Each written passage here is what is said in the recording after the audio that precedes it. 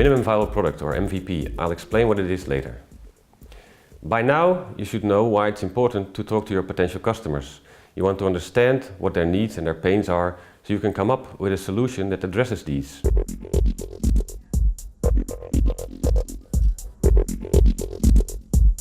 The next step is to find out whether the solution that you come up with is actually something that your customer wants.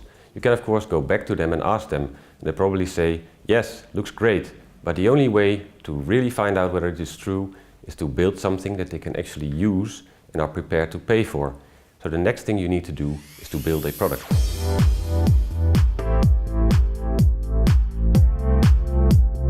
There's a well-known mistake that many startups make when building their first product.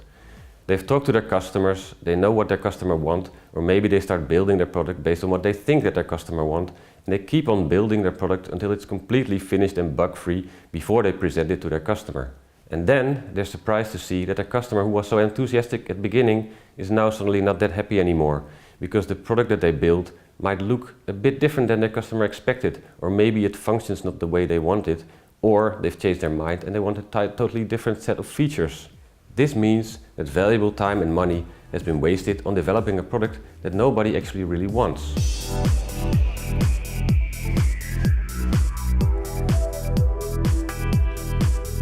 A better way to deal with this issue, and here it comes, is to build a minimum viable product. There are many definitions going around, but it was first introduced by Eric Ries, author of the Lean Startup, as that version of a new product that gives you the maximum amount of validated learning for your customers with the minimum amount of effort.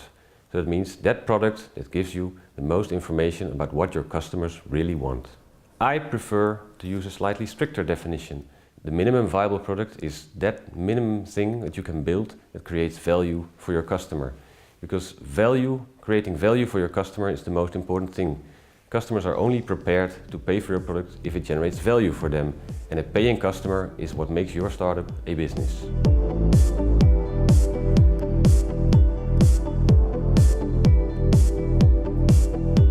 So the minimum viable product is the simplest thing you can make that a customer is prepared to use and pay for. The minimum viable product will give you feedback on what your customer really wants and how he's using your product. You need this feedback to further develop your final product. And a minimum viable product can be more minimum than you think. It should be such that you might feel a bit ashamed to release your minimum viable product to your customer, because that means it is really early stage and this is exactly what it's supposed to be. There's only one thing you should keep in mind though. You cannot sell your minimum viable product to just any customer, because not every customer is prepared to buy a product that's not completely finished yet. You have to select the right type of customer.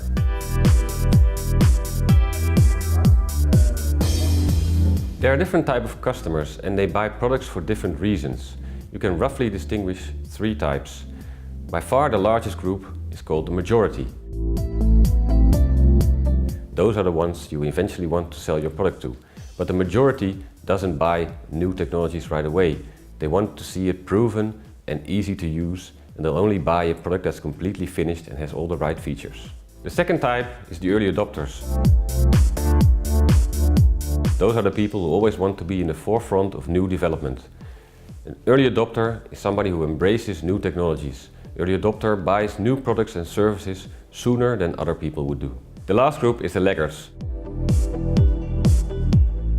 Those are people that are reluctant to new technologies.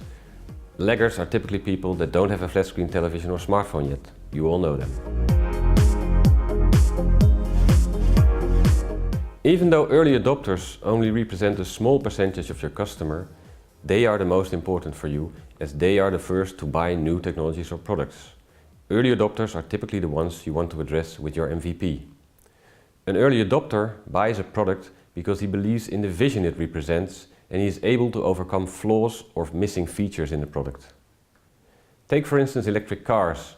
In the beginning you could not charge them anywhere, or their range was such that you could not go very far. Only an early adopter would buy an electric car at that stage, whereas the majority of people would think, I'll wait a while until the product is more developed and completely finished.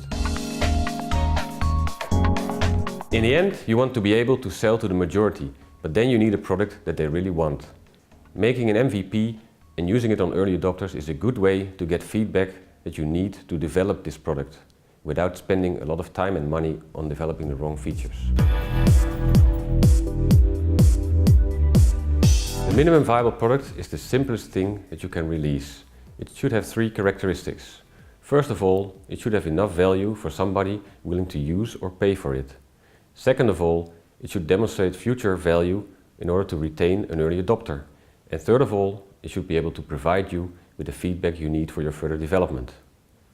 The catch with the minimum viable product is that the early adopter should be able to see the promise of the vision of the final product and that they're able to provide you with the feedback you need for your further development. If this doesn't happen, the approach won't work.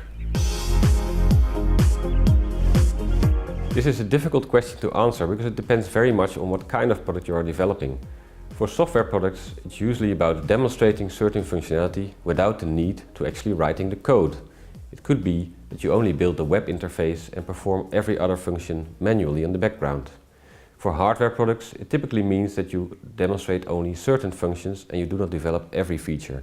It might also be that the product is not that user-friendly yet, or that it doesn't work automatically.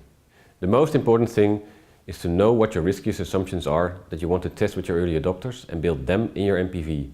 It's not about the nice-to-have functions or features, it's about identifying the key elements, the essential functions that should be in your product for a customer wanting to buy it. The take-home message of this video is that you should not spend a lot of time and money on developing a product that your customer might not really want.